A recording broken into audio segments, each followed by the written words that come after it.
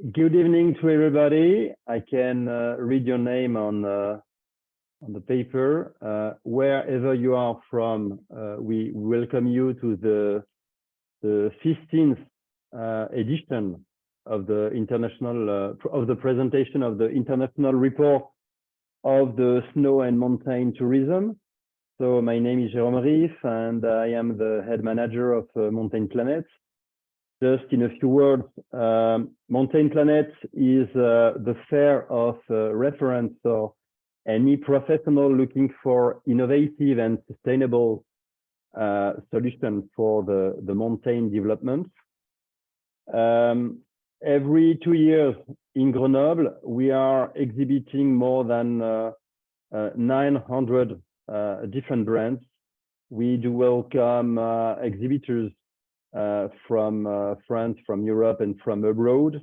And we also do welcome more than 23,000 visitors from more than 70 countries in the world.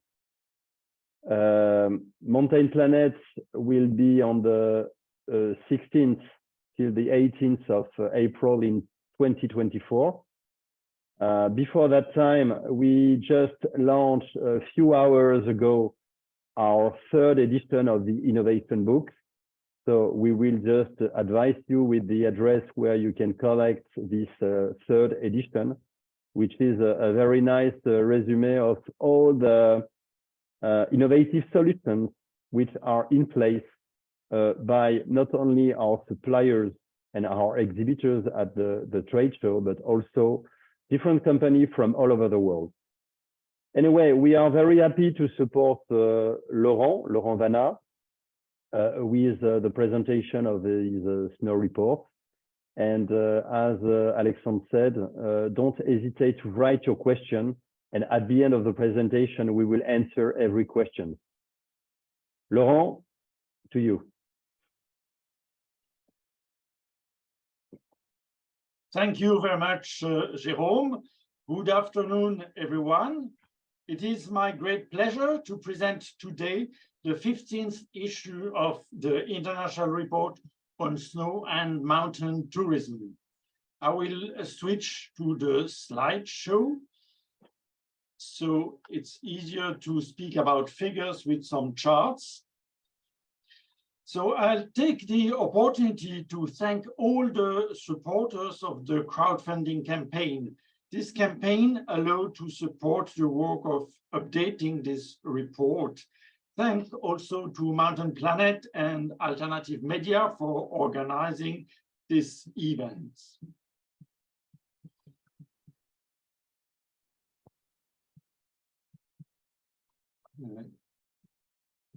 Okay, trouble to skip to the next page. So the 2023 report focuses on the winter season 21-22. Of course, the winter season 22-23 is not over everywhere, and it has even not begun in the southern hemisphere. So everything I will speak about the last ski season is season 21-22. So this season was a season of hope, but also a season of challenges. And I think we need to have an objective approach to the industry and a fine-tuned approach to these issues that challenge the industry today. And I will insist through my presentation on this fine-tuning analysis of the business, not just take ready-made statements. So the supply side has not changed very much over the years.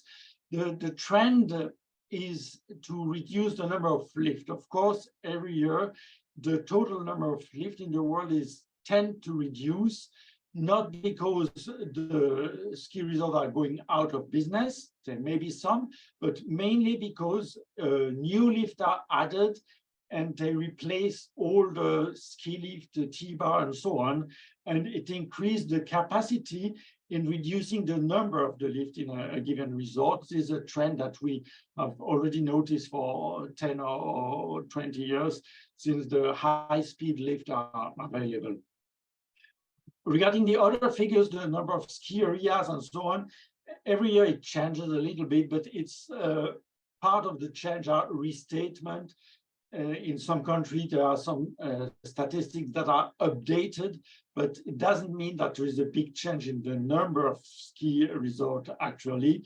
There is a small decrease in the number of ski resorts that are operating in China because they opened so many very small resorts that maybe did not fit with the market demand that got more sophisticated. So this tends to reduce a little bit the number, but on the other side, in some countries, they restated their figures and there are ups and downs that partly compensate.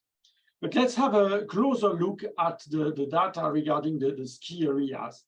In fact, this offer is very diverse because among these 5,800 ski area, we have 4,000 that are very small. They have 4 lifts or less than 4 lifts.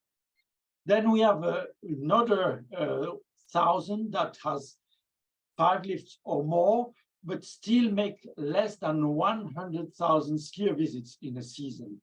So it's still a rather small ski area.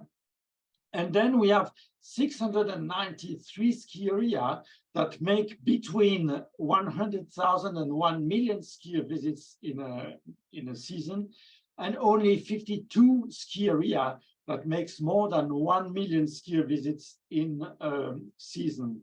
So there is really a plurality of offer and very different issues depending on the ski area size.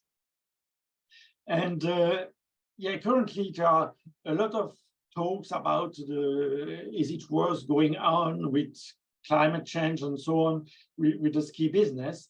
But there is no solution that fits them all. There is no one size fits them all truth about the ski business.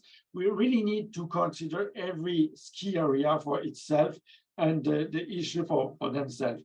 And I just give you an example because with a trend to say, okay, the very small ski area, they will all go out of business. We've got the example on the picture here, and I will enlarge it. It's a ski area in China, Yunchang Greenland Stadium, with only 4 magic carpets that they can make 10,000 skier visits in one day. It's incredible. So they are able to make very good business with a very small size ski area. So that means that very clearly there's no one truth that fits everything. I try to make some segmentation of the challenges of the ski areas, but again, it's at the end of the day, it needs to be considered really at the ski area level. But there's 2 categories of small ski areas, the very small and the medium-sized ski areas. The main issue is the economic vulnerability, because of course, we are at a level in the life of the industry where the lifts are expensive, the costs are expensive, the energy costs have been raising, and the challenge of this ski area, the small size, is just to generate enough cash to cover the direct expenses. Of course, they are more sensitive to global warming because they have not high vertical, and usually they don't end up at very high altitudes. So for the small ski area, they need just to get cash to cover the expenses, but they will not be able to renew their lift. So the challenge is to maintain the lifts, or if they don't, they will die. For a little bit larger ski area, but still small one, the lift renewals, they will need to do some at one time or another, but is really a challenge because the operation does not allow to finance the lift renewal. I would say these are really the major challenges of the small size ski area. Then the group of the two other ski area, the large resorts and the very large resorts, they have some economic viability anyway, because they have enough visitation to get sufficient revenues. But in the large, but not very large, they need to be careful to keep a good management to keep this economic balance, because it's not something that you can have for granted eternally. And in the larger one, where the economic balance is nearly granted, I would say that the major challenge is this move towards the fourth season, because especially in the Alps, we have a lot of players in very large resorts. And not all these players are equally motivated to enter into the four season business. Some of the players in this large ski resort are happy with having 6 months during the winter season and then being off for 6 other months. But if you want to go towards four season, you need to have all the players in the ski resort that play the same game. So it is a little bit caricatural about the challenges of the ski resort according to their size. But anyway, at the end of the day, it's necessary to really look at the specific individual challenge of one ski resort. Another way to show also the difference in ski resort, even if they are very like, there's 2 pictures taken on the 4th of January this year in 2 resorts that are in the Mont Blanc area. They are at the same altitude, 1,700 meters, 30 kilometers as the crows fly one from another. One has natural snow and they can ski. The other one has no natural snow, and even the snow from the snow making system has melted away and it's closed. So these are resorts that have same altitude, 30 kilometer of distance, and not exactly the same issues. So leave it to the real specialists to consider the future of the ski resort, and do not come with standard solution that fits at the end nothing. And it's also important to keep the issue into proportion. In the ski resort, we have 5,000 small ski area that are 87 of the number of the ski area, but they only make 26% of the global attendance in the world. And we have this 52 plus something like 700 large and very large resorts that make 74% of the attendance. So the global attendance of the ski business is concentrated on less than 1,000 ski resorts, and there are 5,000 smaller ones. One or another from them can disappear, and it will not change the global picture of the ski business. And it's important to have this in mind, because of course there are some small ski resorts that are getting under the snow line, but this does not change a lot in the global ski business. So now to the attendance worldwide, you have the traditional chart about the attendance in the various regions in the world, and we clocked 371 million skier visits in the season 21-22. So you see, it's back to real normal. It's on the average of the former 20 seasons.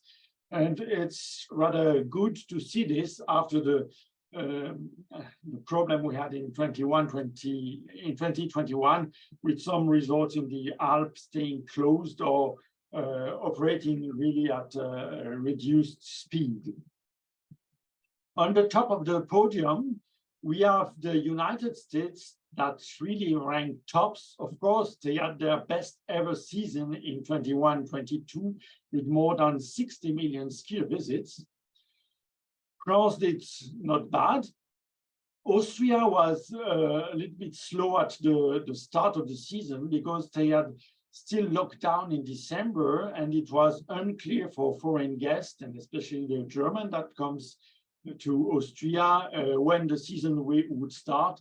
So they lost at least 1 month at the starting of the season. Usually they are at the same level than France, but here they were really 10 million skier visits down. Switzerland did well. It was a good season, even above the average of the pre-COVID season.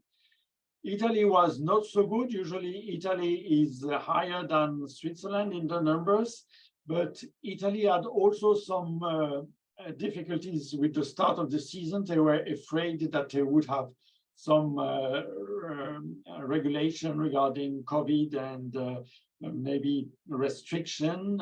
At the end, they were eased very quickly, but it didn't allow the season to start very quickly as it would have been normally. But the Italian operator were happy with the figures. They were expecting worse. Japan is still much lower than it was in the past. China recovering, and then Canada had also a good season. Russia did not bad, and Sweden also a good season. And I must say that these are the good score of the season. In fact, there are some countries that overperform. I will mention afterwards the record attendance in which countries, but clearly if I compare the attendance in 21-22 with the attendance over the 5-year average pre-COVID, clearly United States, of course, as I mentioned, they were in the best ever season, but China is also growing. Switzerland has been recovering some visitors. Russia is on the growth. And you see at the bottom of the chart, Austria, Japan, Italy, and also Germany. Germany had some problems because of the low altitude snow area where we're missing snow. And in fact, in this season 21-22, we had several countries that had record attendance. It was Australia, Bosnia and Herzegovina, China, United States, Finland, and Sweden. So you see that in both hemispheres, we had some country that had their highest visitation score ever. The pricing of the ski passes, I'm coming with some other facts and figures about the 21-22 season. We see that very clearly the price of the ski passes in the States is absolutely different than what it is in Europe, over 160 euros, when the most expensive country in Switzerland is about 80 euros. That's the price in large resort. Of course, in small family resort, you can get lower tickets. Switzerland is higher than Italy, France, and Austria, because you need to have in mind that 10 or 12 years ago, the Swiss francs was €1 was 1.5 Swiss francs. Now they are on par, but still it was not possible to adjust the prices in Switzerland with very high living costs and so on.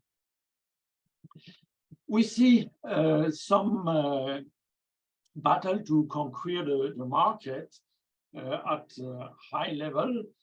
It's the entrance of Vail Resort in Switzerland in Andermatt-Sedrun. Vail Resort announced already for several years that they wanted to penetrate foreign market because they nearly saturated in North America. After they took the shareholding in some Australian resort, they announced they would like to look at Japanese or Alpine resorts. It took some years before they found an opportunity, and this was done last season with the entrance in Andermatt-Sedrun. What is interesting is to see that SkiStar, that also wanted to enlarge its number of operated resorts. SkiStar is a Scandinavian group, and they took some participation in Austria, but they discontinued this participation because they said the business model of Australia is not the same than the business model they have in Scandinavia.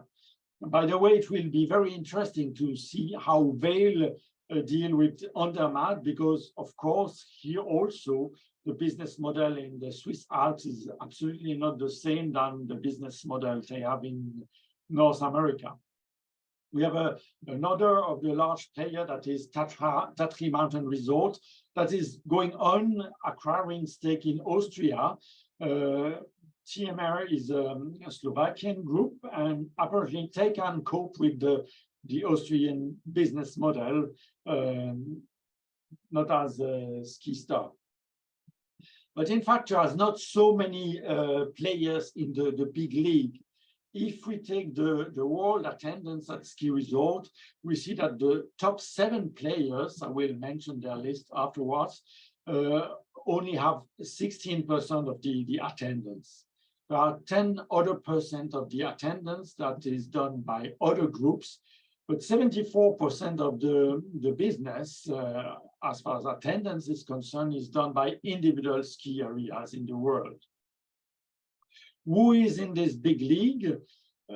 In fact, of course, it's Vail Resorts that has the highest number of resorts and the highest number of skier visits. Then it is followed by the Compagnie des Alpes, that was for a long time the #1 in the world. And Compagnie des Alpes still has nearly as many skier visits as Vail Resort, with much less resorts. But Vail consolidated in acquiring smaller scale ski areas. So now, as they have concentrated as many large resorts as they could, they need to go to smaller scale resort. And so this adds up to the number of resorts, but not so much to the skier visits number. A peculiar group is McEarth in Japan. They have a big number of resorts, but very small number of ski visits, because they only have small ski areas, small local ski area. The third big player in the world is Altera Mountain Company. And we have then 2 other groups in the state, Powder Corporation and Boyle Resort. And one is a little bit special in this chart, is Savoie Station Ingénierie Touristique, that is holding shareholding in ski resort, but they do not operate them. All the other, they operate the resorts. If we see in the world this very small trend to concentration in big group, that is on very small share of the market, we also see that the professionalism on the other end of the scale is very low. There is still some amateurism in the way some small ski resorts are managed. Some are even managed by volunteers, because they are not, they lack the economic viability to have paid employees. But even some larger ski resorts, they have some ignorance about the number. They are not KPI driven. They are not very interested in the figures. And this is a problem for me when I collect the data for the internship report. But I have also a problem with the big group that are more financial capitalism oriented, because part of them, and especially the US group, they totally lack of transparency, even in their annual report or 10K. There's no way to get the number of skier visits that is done by resort. That would be the only way to really measure their performance. Of course, they increase the number of ski resorts, that technically it increased the number of skier visits, but you don't know if they really increase visitation in one given resort. And especially also in North America, there are some issues about the interest of big groups to make big money, but not to be interested in the client. And complain about the big group making money and not being interested on the client are also increasing. I'm coming back to France just to show the trend over the last 20 years. And we see that the season 21-22, of course, was not the best season ever, but it was 2% over the 5-year average before COVID. So it's a very decent performance. A flash on some other countries. China is going on in the development of state-of-the-art resort. I mentioned that some small, very small ski area equipped with only magic carpet and so on are getting out of business. I think the clients are also now getting used to larger resort, better equipped, and they are more demanding. And some small ski area that had some success at the beginning are now no longer at the level of expectation of the skiers. So there's a picture of one resort that has been operating very recently, only season 22. And you see something, it's equipped with lifts that are Chinese made. For a long time in China, they did not manufacture detachable lifts. They had only fixed grip lift and of course the toe lifts. But for now 6 or 7 years, they deliver every year several detachable gondola or chairlift in Chinese resort that are Chinese made. Another less pleasant picture is this chart about South Korea. In South Korea, we have really a trend downwards. Of course, 21-22 was better than the former season, but still it's at a very low level, and you can see that they nearly lost half of the attendance they had in the good years, 10 years ago or so. In fact, in South Korea, they had 3 ski areas that remained closed for several years. Last season, there were 3 more. And it's not clear if it's because of they were threatened because of pandemic restriction and so on, or if it's really because they are getting out of business. But this is a reminiscent of the trend they had in Japan 20 years ago. Now, in the global picture of the ski resort, we see a growth of the risks, but also a growth in the vulnerability of the ski area. The climatic hazards are the risk that the ski area, I would say, are the most used to, and they have countermeasures with snowmaking and so on, and yeah, they learn how to deal with this. But recently we had some further challenge, the shortage of energy, of electricity, or electricity prices on the raise, multiplied by 2 or 3 or 4, it makes the ski area more vulnerable.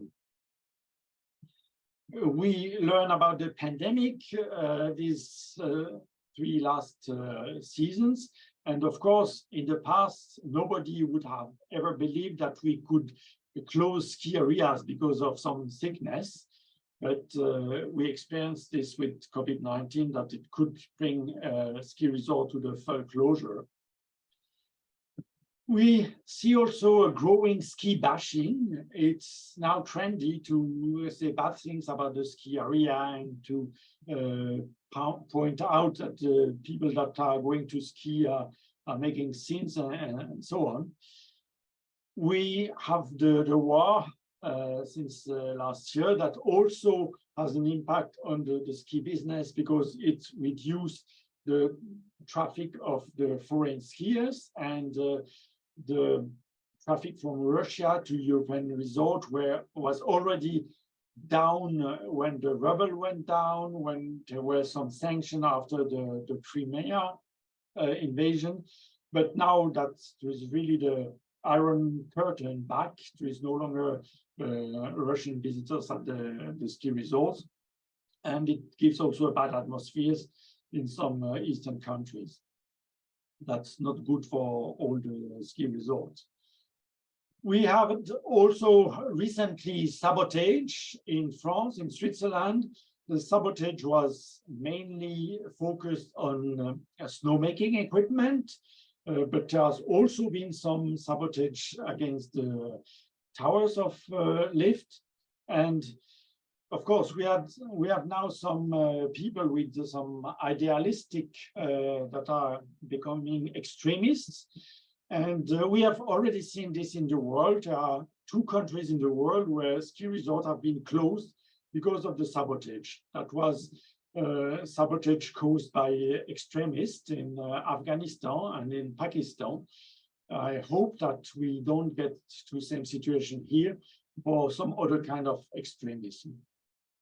And thinking further about the risk that can come to the ski business, I would say figure out over the last years we have experienced risk we would never have expected till now.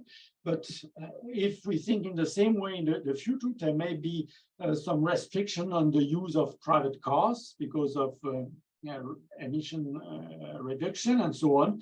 And this is a serious issue for the ski resort, because most of the people, when they move for their leisure, they use their car. And ski resorts need maybe to improve also their thinking about accessibility for people that have no car. And it is not only an issue regarding to the climate change and possible restriction, it is also an issue regarding the new generation that have less cars and that are more keen to travel with public transportation. So we see increased challenges, the economical challenges. We had them already in the past. That's nothing new to ensure the resort viability. And the climate and the transition to the 4-season operation is also nothing new. But what is new is the politics and dealing with the world of incoherence and hostility. We have a lot of people that have now a binary vision. Ski is bad and you need to close it. There is no measure, there is no fine-tuning in the approach. We have a completely inconsistency of the antagonist. I take the example of the energy. In Switzerland, the ski lift, including snowmaking, they use 0.3% of the electricity. But when we have been speaking about shortage of electricity, they have immediately been pointed as a non-necessary business that should close and big consumer of electricity. They only consume 0.3% of the electricity in Switzerland. For this, people are very quick to point the ski area. But in the world, we are going on with a massive destruction weapon that is killing in the world more than 1 million people every year, that is responsible for about 10 to 15% of the emission, that is the car. And we are there is a lot of complacency towards cars for the time being. So we have very inconsistency in the politics and in the ideology of the people. And yes, there is some dominance of ideologies that simply would say that ski is bad. Now ski is a modern sin, and that's it. There is no discussion. At the political level, there is also divergent objectives. And another problem is the lack of information or the belief in fake information. And more you repeat a fake information, very soon it is believed to be the truth. And this will not improve in the future with things like ChatGPT and so on. And even at the government level, they believe some wrong information, or even they don't have information. For instance, in Switzerland, when they were considering the option of closing the operation of ski resort. They had no clue about the value of the economy of the ski resort. So these are the future challenges, and I think they are increasing and making the life of the ski resort painful. But that's a little bit my conclusion of the helicopter's view I get in preparing the 2023 international report. So currently the access to the report is limited to the crowdfunding community, but the report can be ordered online for hard copies. You've got the QR code to get this. And now I will give the microphone back to Jérôme. He will lead the Q&A session. Thank you very much, Laurent, for your presentation. This was really nice, detailed, and illustrated, such as this amazing ski resort in China. Would you need more information? Don't hesitate to order this ski report. It's snow and mountain tourism report. This is a real good source of information. So for the time being, we will answer your question. So you don't hesitate to write your question in the Q&A section. As a first question, Laurent, you showed us that the figures in the United States, and I would like to thank the journalists from United States which are present with us tonight. So United States has been a great success. In your opinion, do you think that this is the answer of the launch some years ago of Icons and Epic ski pass compared with what is happening in Europe? I think the launch of Epic and Icon ski pass have been helping. They push the skiers to ski more, and I think they performed well doing this.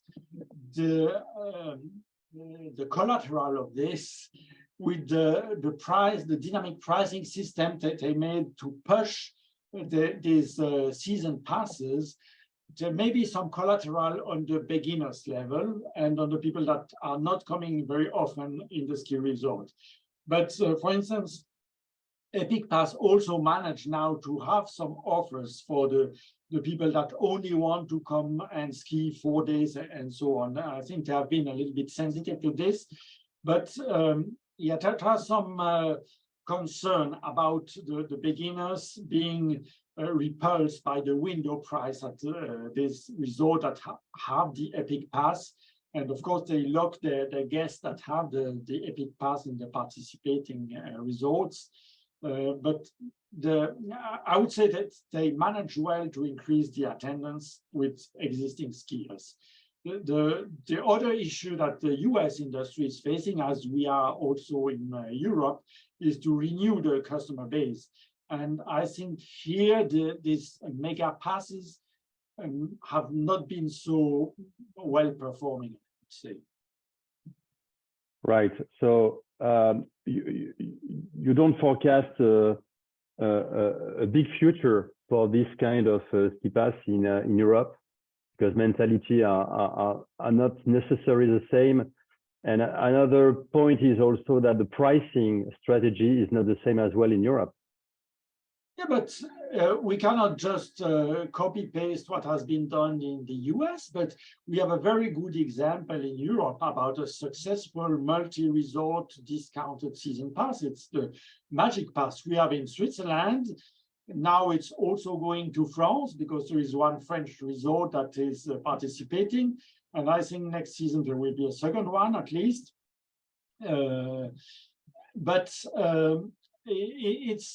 They set a very good pricing. It's a good deal both for the skiers and for the ski resorts. They just found the right balance in doing this.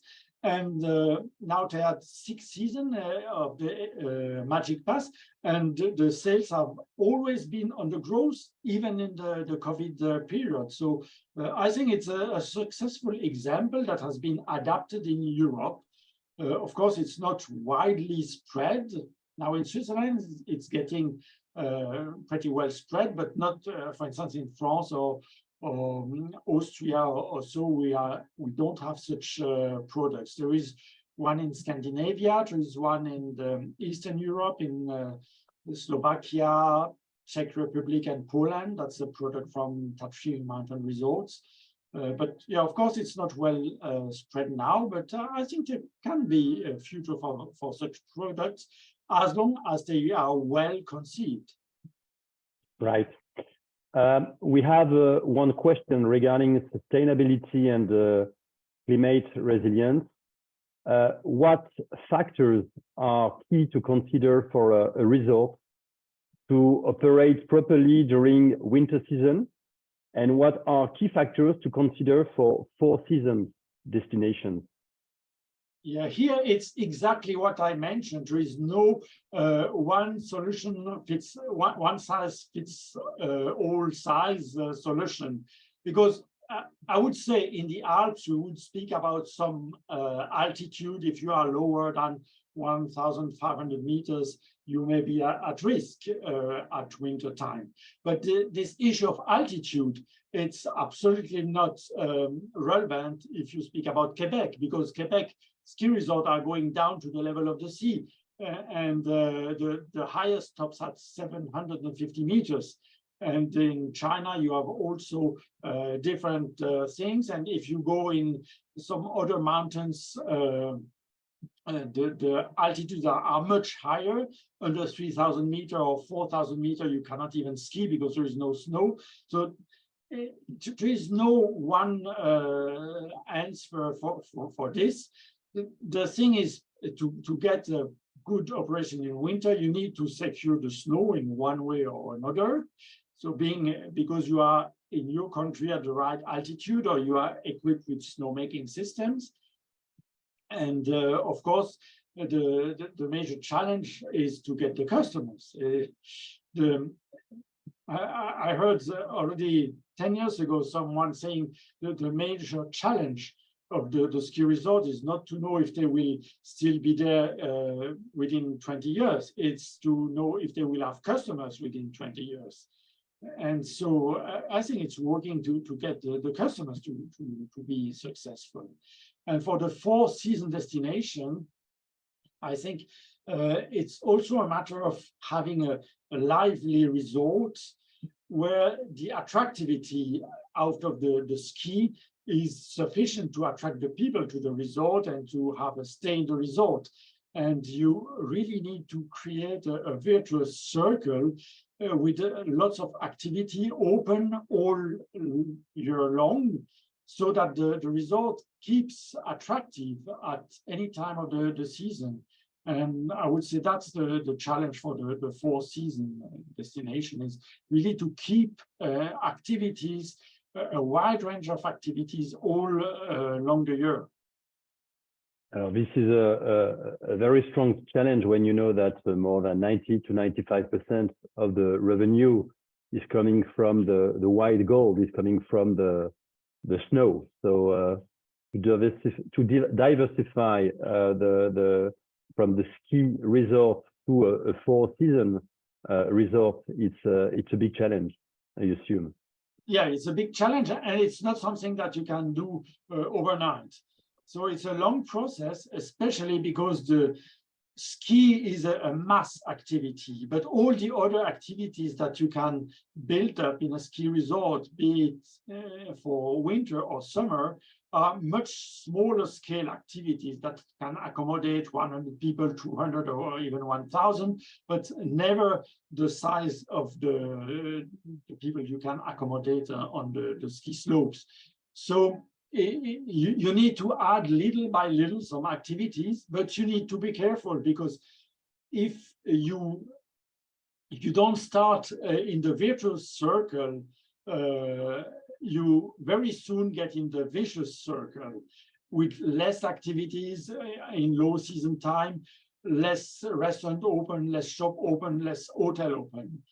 So it needs some energy to reverse this and to enter a virtuous circle, and having enough there's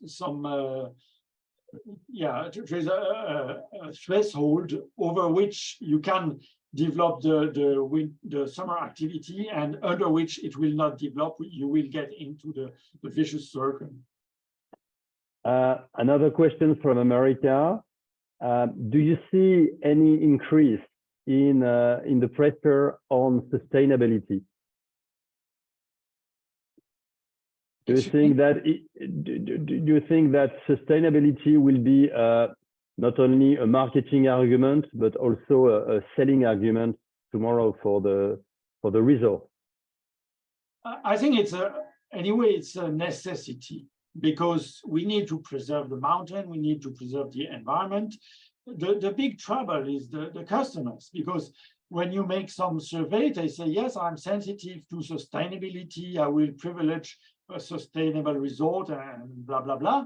But they take their car to come to the ski resort instead of taking the train. Or they, of course, some will take the plane because they are far away, but they can also come with a high-speed train. So there is a big gap between what people say about sustainability and really what they do. And the major challenge for sustainability at ski resort, the lifts are electrical. And in the mountain, we produce hydroelectricity. Same for snowmaking. Snowmaking is electricity and pure water. The water is given back to the nature after the season. The only problem is the groomers, and they are working hard to have cleaner groomers. But then the two major sources of emission in a ski resort is the heating of the building. And here, the local communities, the government can make rules and so on, but it takes time to apply. But of course, when the energy prices are going higher, the people are more interested to save also energy to heat the building. And the other big part is the transportation to the resort. And that's the responsibility, the own responsibility of each skier. And when we see, for instance, in Switzerland, if I take the 20 largest ski area, there are 16 that you can reach by the train. Either the train enters directly in the resort, or there is a lift connecting the railway station down in the valley to the village. But it doesn't help much the people to come with public transportation in the ski resort. Still, the majority is coming with their cars.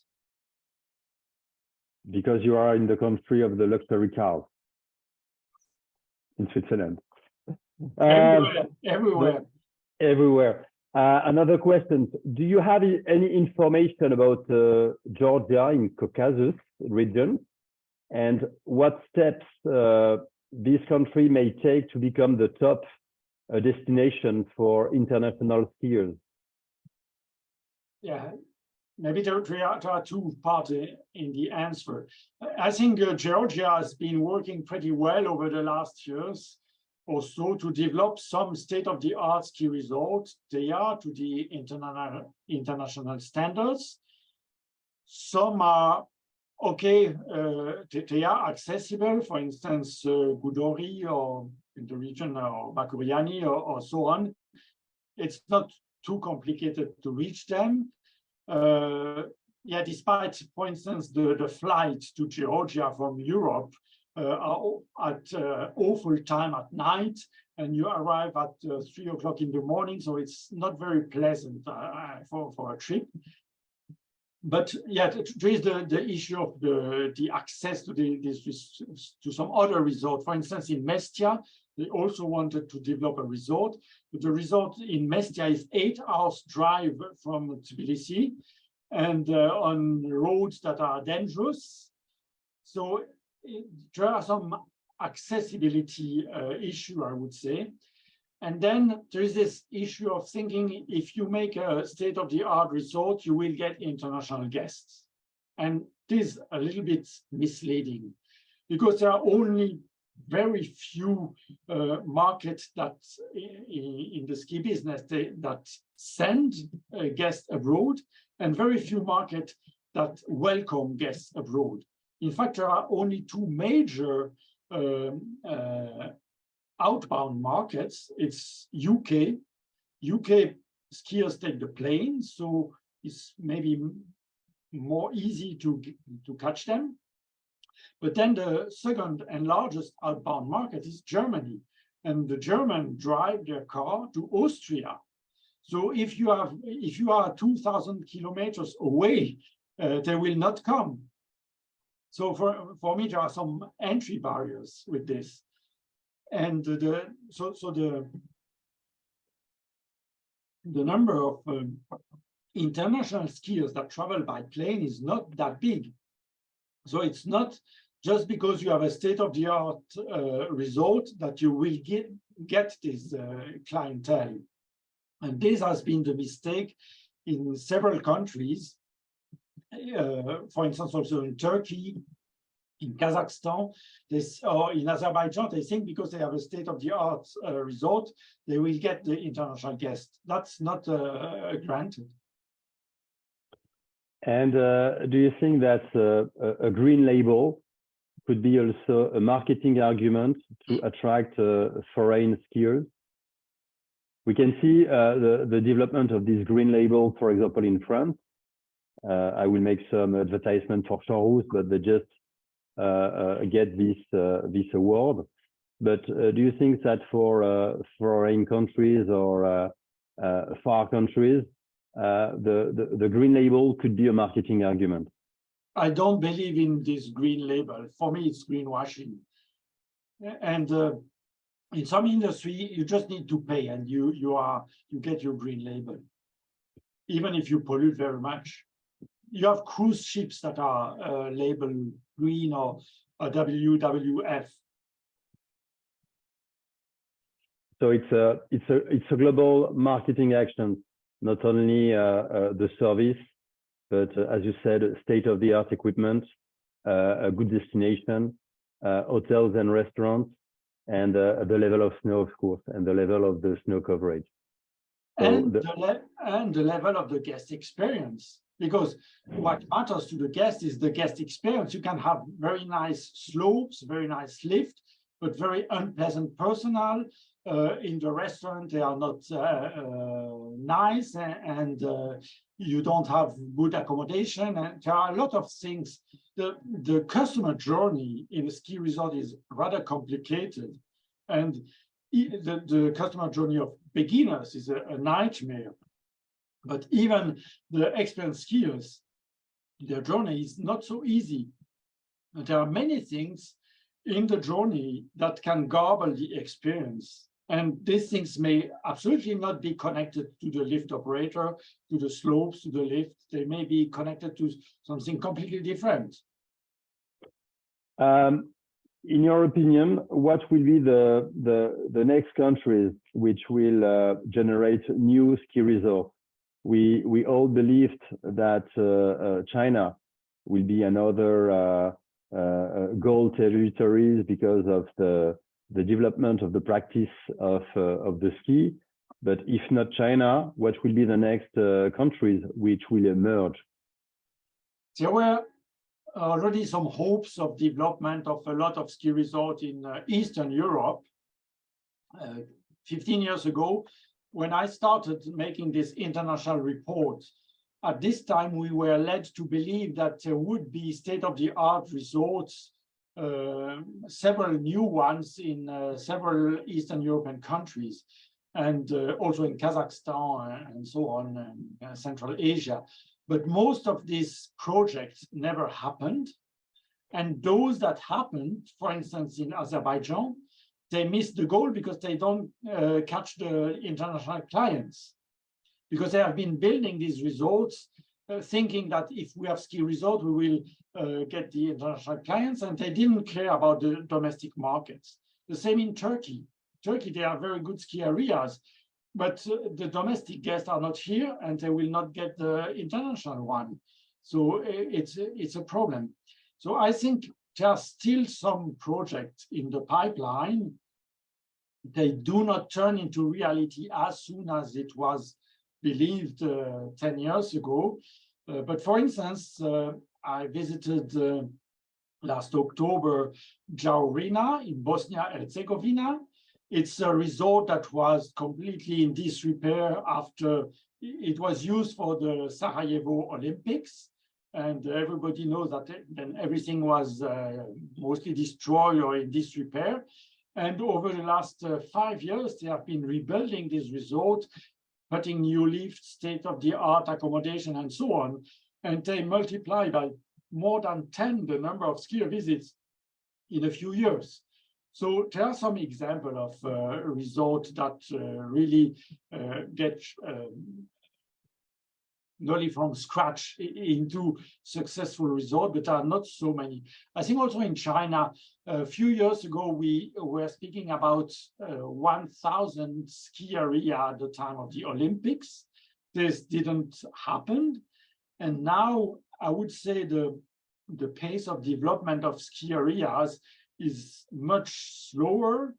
And of course, I mentioned that there are every year new state-of-the-art ski area. That's true, but it's not as many as in the past and as we may have expected. So I think there is also some plateauing of the development of skiing in China for the time being. But yeah, we had 3 very special years in China. So for the time being, it's a little bit difficult to see exactly how it will develop further.